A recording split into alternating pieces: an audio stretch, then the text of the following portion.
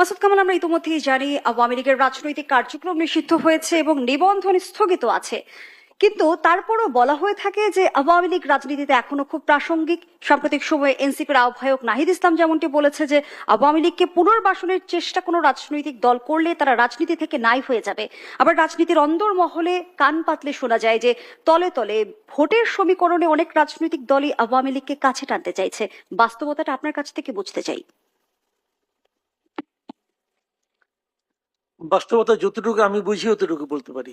দেখেন, আমার ধারণা আগামী নির্বাচনে আওয়ামী লীগের ব্যালট পেপারে আওয়ামী লীগের নাম থাকবে না, নৌকা মার্কা থাকবে না, এটা আমার ধারণা। আবার আমি এটাও বুঝি আগামী নির্বাচনকে অনেকটাই নিয়ন্ত্রণ করবে আওয়ামী লীগ। নিয়ন্ত্রণ দুভাবে করবে। একভাবে হলো যে ভোট নিয়ে সহিংসতা হবে কিনা অথবা ভোটের কোনো গন্ডগোল হবে কিনা, এগুলো আওয়ামী লীগের উপর নির্ভর করবে। আর দ্বিতীয়টা, যে কে কত ভোট পাবে সেটাও আওয়ামী লীগ নিয়ন্ত্রণ করবে। আওয়ামী লীগ যদি সিদ্ধান্ত নেয় যে দলীয় ভাবে যে আমরা অমুককে জেতাবো, অমুককে ভোট দিব, তারা ভালো করবে। কারণ আওয়ামী লীগের ভোট অনেক ভোট।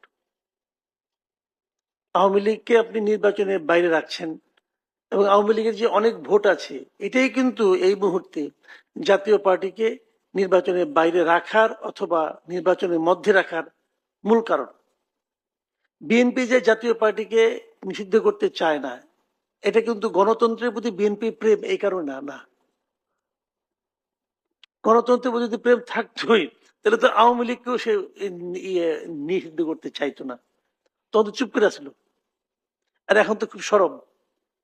এর কারণ হলো বিএনপির মধ্যে একটা ভীতি কাজ করে যে আওয়ামী লীগ যদি জাতীয় পার্টি নিষিদ্ধ হয়ে যায় তাহলে বুঝিয়ে আওয়ামী লীগের ভোট আবার জামাতের কাছে চলে যায় কিনা।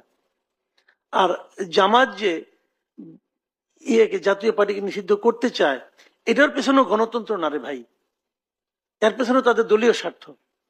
তারা চিন্তা করে যদি জাতীয় পার্টি আজকে নিষিদ্ধ হয়ে যায় তাহলে পুরো নির্বাচনটা জামাত নিয়ন্ত্রণ করতে পারবে।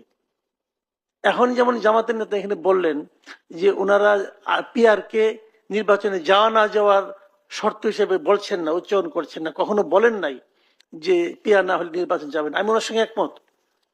আমি কিন্তু আসলেই দেখি নাই ওনারা কোথাও বলেছেন যে পিআর না হলে আমরা নির্বাচনে যাব না।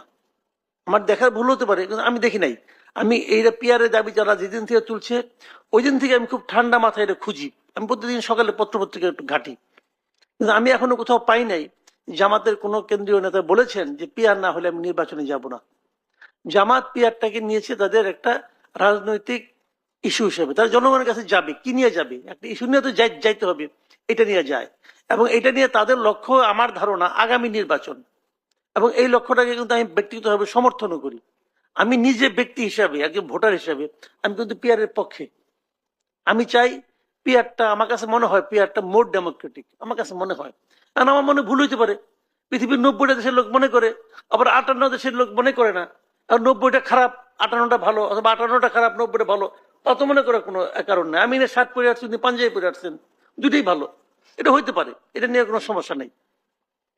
জামাত যে জিনিসটা চায় এখানে, যদি জাতীয় পার্টিকে বাইরে রাখা যায় তাহলে নির্বাচনটা কি হবে? জামাত যেভাবে চাবে সেভাবে হবে।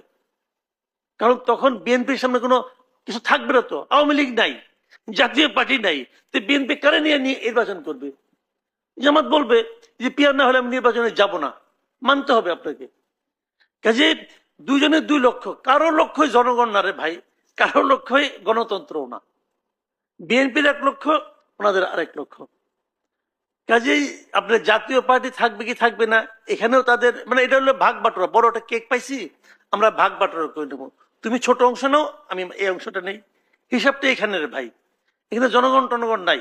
যদি জনগণ থাকতো, যে কথাটা আমি সব সময় বলি, আওয়ামী লীগের শেখ হাসিনার আমলে আওয়ামী লীগ খারাপ ছিল, শেখ হাসিনা খারাপ ছিল, তো আমার কোনো দ্বিধা নাই। আপনি শেখ হাসিনা বিচার করেন, তার ফাঁসি 5 বার করে দেন।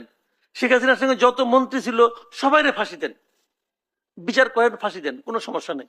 বিচার করেন, বিচারের মধ্যে আছেন, কিন্তু বিচার সম্পন্ন হওয়ার আগে আপনি সিদ্ধান্ত দেন কিভাবে?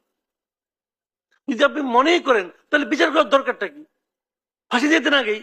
যে আমি মনে করছি এরা খারাপ, এরা খুনি, ফাঁসি, শেষ হয়ে গেল। তাহলে বিচারের নাটক করতেছেন কেন? জনগণের পয়সা খরচ হয় না? এই যে ট্রাইব্যুনাল করছেন, পয়সা খরচ হচ্ছে না? আপনি যদি সিদ্ধান্ত নিয়ে থাকেন দিয়ে দেন রে ভাই, কোনো সমস্যা নাই। কিন্তু বিচারের নাটক করবেন, নাটক করে কখন তুমি ইলেকশন করতে পারবে না। আওয়ামী লীগের সবাই খুনি ছিল। এই দেশের অন্তত পক্ষে 1 কোটি লোক আছে যারা জীবনে কোনোদিন নৌকা মার্কা ছাড়া অন্য কোনো মার্কায় ভোট দেয় না। মিনিমাম 1 কোটি লোক এখনো আছে। তাদের জন্য এই সামনে নির্বাচনে ব্যালট পেপারে আপনি কি বিকল্প রাখতেছেন, এই কথাটা বলেন।